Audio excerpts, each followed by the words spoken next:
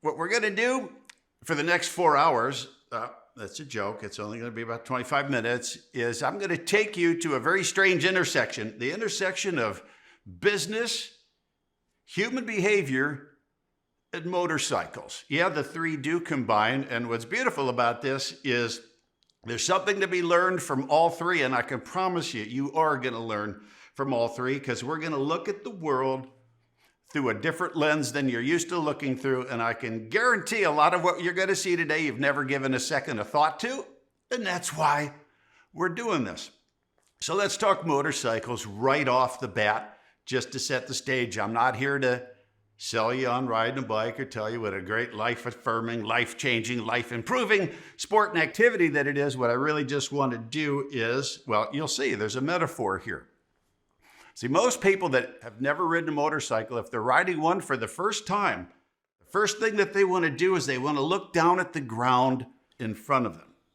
Okay, now that's a mistake. That's a rookie mistake that I wouldn't want any of you to ever make, because, see, the thing about motorcycles that's different from when you're driving in your car or your truck is that motorcycles go where your eyes go. Okay, so if you look left, you're going left. You look right, you're going right. If you look straight in front of you, you see a pothole on the road. You see a dead squirrel on the road. Well, that's where your bike's going to go. So instead, and here's lesson number one, what you want to do is you want to look as far up the road as you possibly can. Your peripheral vision will cover everything in front of you, but you always want to be looking ahead. And that's a little bit of foreshadowing for what we're going to be talking about here in a second. Now remember, bike goes where your eyes go, and you have to be very aware of a thing called target fixation. So when, say, a cow walks out in front of you, what you don't want to do is look at the cow. Because if you do look at the cow, you're about to become part of the cow, and I know you don't want to do that. What you'll be looking at is looking up the road, looking at your escape route, because that's where the bike is going to go. And where all of this really comes into focus and where it kind of scares a lot of first-time riders is when you go into a sharp turn.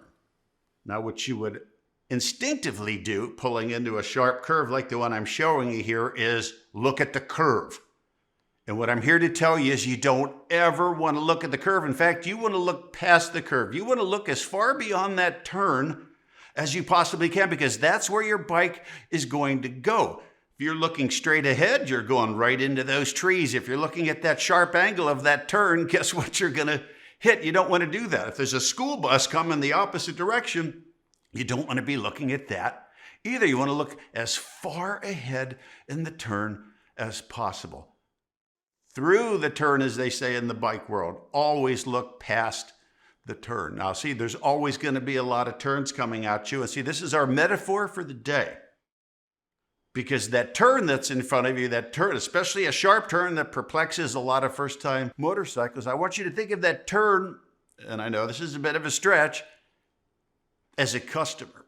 Okay, so VMware is up.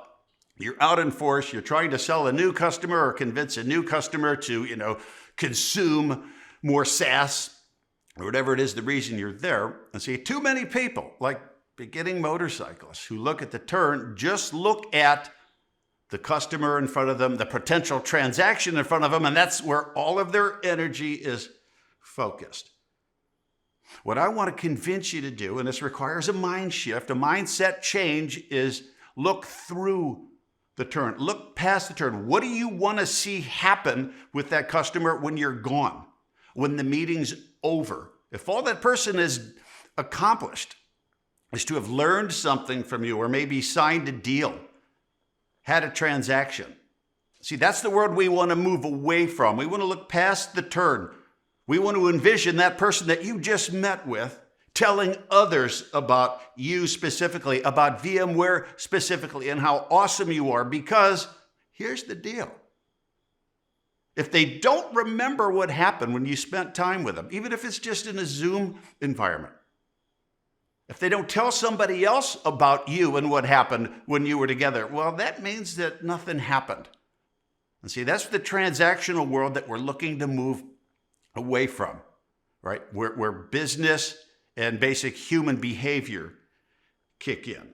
And in fact, that's my cue. What we're going to do is talk a little bit about human behavior here for the next several minutes, because what we're going to do is we're going to look at how the world, when you strip everything away, all the technology and all the language and all the really boring, monotonous corporate speak that you get from all your clients, when you strip all that away, you see how the world really works. See, we didn't realize that for years at Harley-Davidson. We thought our business was about building great motorcycles and selling great motorcycles to people who love them all around the world. And that worked really well, for about 8.5 decades when we didn't have competition, right? What we did was build really awesome motorcycles for people who love them, people who are incredibly loyal to Harley-Davidson. You've probably seen Harley tattoos. There's millions of them around the world. And just think for a second what it takes to convince someone to have a company name permanently etched into their skin, right? This is loyalty at an unimaginable level, yet millions of people have done it. And the knee-jerk reaction people have when they think about this loyalty is to believe that these folks are expressing their loyalty to their machine, their motorcycle. That's what we thought. That's what everybody thought. And that was the kind of thinking that nearly bankrupted our business, right? Because when look-alike product entered our marketplace and the motorcycle world became a commoditized world, just like every other marketplace, every other industry, we saw those fiercely loyal customers jumping on competitive product. And what we came to discover is, hey, you know what? We're focusing on the wrong thing. For years, we have glorified our motorcycle, promoted the hardware, how it was made, how awesome it is, and discovered almost too late that that's counter-human. That's not how the human species operates. If all we stand for in the hearts and the minds of the people that we serve is what we do, we're selling ourselves short. We are a commodity when we do that. So what I want to do, I want to real quickly show you 3 abstracts. And I call them abstracts because I don't have a fancier name for them, frankly. But these are things that at first blush, as I begin to explain them, you might say, well, that's kind of interesting, but gee, what does that have to do with me? What does that have to do with VMware? How is that going to make us a stronger company? But I can promise you, even though I can't see all of you today, within about 60 to 90 seconds, a light bulb is going to go off over your head, and you're going to say, oh, I can do that. I get that. Why didn't I know about this before? So let's go. Abstract number 1. See, what you see there, radically different than what I see. What you see is a motorcycle, an awesome motorcycle. 2 wheels, a motor, a seat, a set of handlebars, ready to go. Beautiful hardware. What I see is a study in human behavior and how we can leverage very simple drivers of human behavior for competitive advantage. We can leverage these drivers of human behavior in ways that will, convince the people that we serve to tell others about us, to advocate for us, to share their passion and our passion with people who don't know us yet. Let's break this down. If you were to buy that motorcycle that you're looking at today, the first thing that you would do is insist that the techs behind the counter take those 2 quiet exhaust pipes off and replace them with 2 that are much louder. You probably noticed that. Us Harley riders, we like our bikes to be loud. And why do we want them to be loud? We want them to be loud for the very reason that you're going to use the rest of your life. From this point forward, I promise you to make yourself more memorable and story-worthy, to make VMware even more story-worthy than it already is, to profoundly improve your competitiveness. When we're revving our motor at a stop sign, we're talking to you.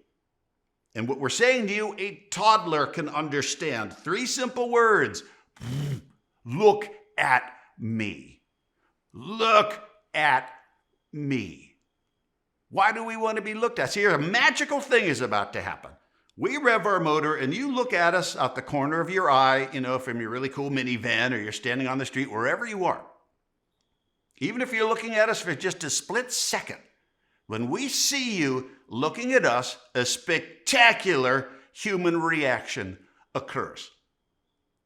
We see you, look at us, dopamine releases in our brain, the pleasure drug. For just a few seconds, maybe a millisecond, we're experiencing a blush of delight. And we're feeling this blush of delight because one of life's most basic yet hugely unmet human needs has just been achieved. We've just been noticed. Somebody looked at me. Nobody pays any attention to me at work. Nobody pays any attention to me at home. All human beings seek boosts to their self-esteem and to their ego. The fact that you're looking at us releases that pleasure drug dopamine, and for a split second makes us feel good. So let's leverage this for competitive advantage. What do 100% of human beings do to any source of delight in their lives? The answer is simple. We return to it repeatedly and faithfully until it fails to delight us. What did I just do?